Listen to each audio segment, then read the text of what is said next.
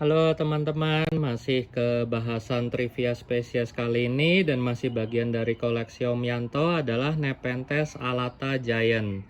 Dan alata giant yang ini adalah klon female ya. Jadi sering jadi indukan juga oleh Mbah Jarwoto. Nah, seperti kita lihat nih, ukurannya lumayan besar ya. Nah, dari segi sejarahnya gimana sih? Jadi alata ini ditemukan oleh Blanco pada tahun 1837. Jadi termasuk nepe yang cukup klasik ya. Dan karena udah lama ditemuin, jadi dia udah lama beredar juga di kalangan para hobiis. Apalagi pada abad 18 itu orang-orang Eropa lagi getol-getolnya hobi botani ya.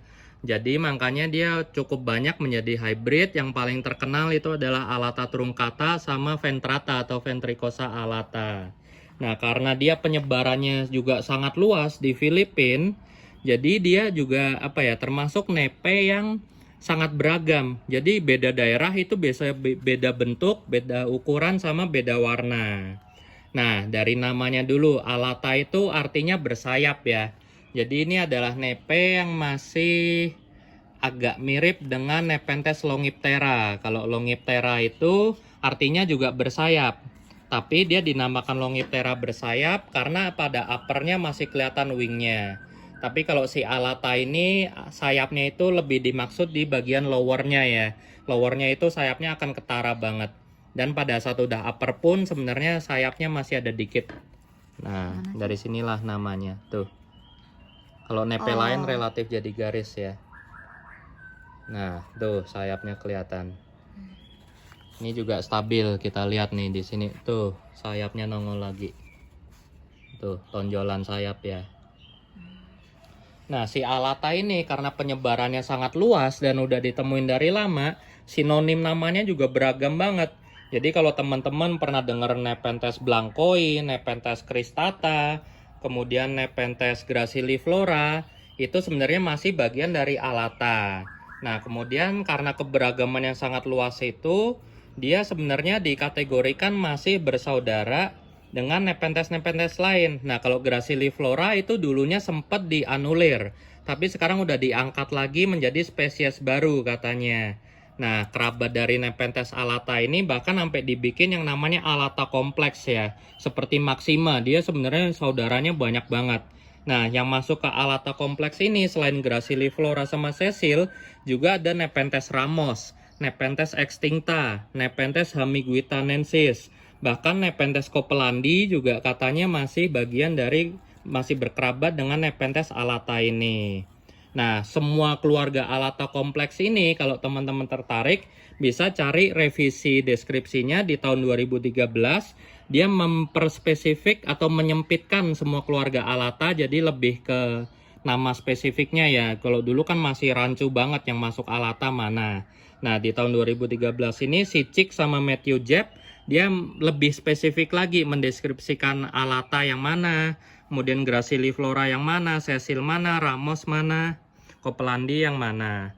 Nah, karena penyebarannya sangat luas, dia juga distribusi ketinggiannya di habitat itu lumayan lebar. Dari ketinggian 900 meter itu udah ada di Filipina, sampai ke 2000 meter. Nah, tapi kebanyakan sebagian besar dia tumbuh di ketinggian 1400 meter. Nah, yang unik juga dari si Nepenthes alata ini, dia kebanyakan habitatnya di area yang bertanah ultramafik. Jadi seperti rajah ya, jadi tanah-tanah yang kandungan besinya tinggi, warna tanahnya itu sampai merah. Jadi kandungan logamnya itu sangat tinggi, jadi cukup beracun biasanya untuk tanaman yang normal. Tapi uniknya si alata ini walaupun banyak di habitat tebing-tebing ultramafik, dia biasanya tumbuh di area yang memiliki serasah. Jadi dia tumbuh nggak di area ultramafik tanahnya, tapi di serasah atau humus-humus dedaunannya ya. Nah, kalau dari segi brand yang paling terkenal itu adalah Nepenthes alata giant-nya IP. Itu female juga dan ukurannya juga besar seperti ini. Dan kalau alata giant-nya IP ini khas ya, peristomnya ini bentuknya rada nggak simetris. Kalau diperhatiin. Tuh, sini lebih rendah, sini lebih tinggi. Kalau lingkungannya sangat optimal dan masih lower, itu lowernya jauh lebih cakep yang IP punya. Ini sayang lagi nggak ada lowernya ya. Peristomnya itu kayak monster banget. Teman-teman bisa cek Google Nepenthes alata giant IP exotica plant. Itu lowernya ada yang ekstrim banget bentuknya. Nah, dari segi pemeliharaan gimana? Nepenthes alata ini kalau buka-buka forum semua pada bilang bandel. Tapi jangan kejebak. Yang ngomong bandel itu rata-rata orang barat. Yang memang suhu lowlandnya mereka aja udah kayak kita kalau di Bogor ya. Jadi sebenarnya masih masuk inter. Nah, si alata ini lumayan adaptif kalau dari pengalaman kelontong ruru. Jadi kalau dipiara di outdoor pernah. Tapi di outdoor pertumbuhannya rada lelet, daunnya ngecil, nggak gede kayak di sini. Nih, di sini kan bisa sampai gede banget.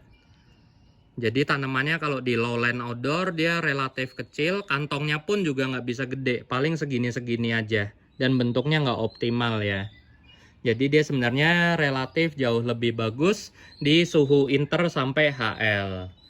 Kemudian juga dari segi media, kelontong ruru pakai bebatuan juga masih mau oke sih. Walaupun di habitat dia lebih suka media yang organik seperti ini atau sphagnum ya.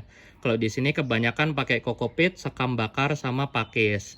Nah, tapi walaupun dia sebenarnya jatuhnya di inter, tapi buat segi hybrid dia sangat kuat. Seperti contohnya alata truncata, itu membuat hybrid tersebut sangat bagus di rawatan outdoor lowland.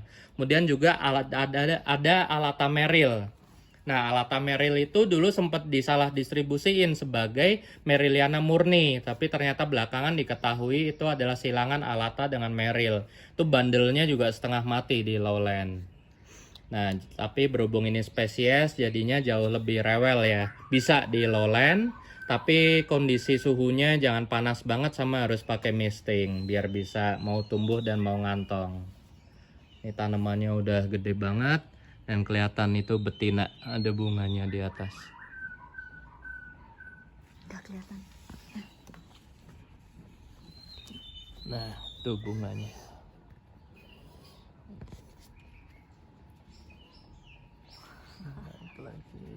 Nah, kelihatan. Oke, sekian teman-teman. Semoga membantu untuk care alata ini ya. Thank you.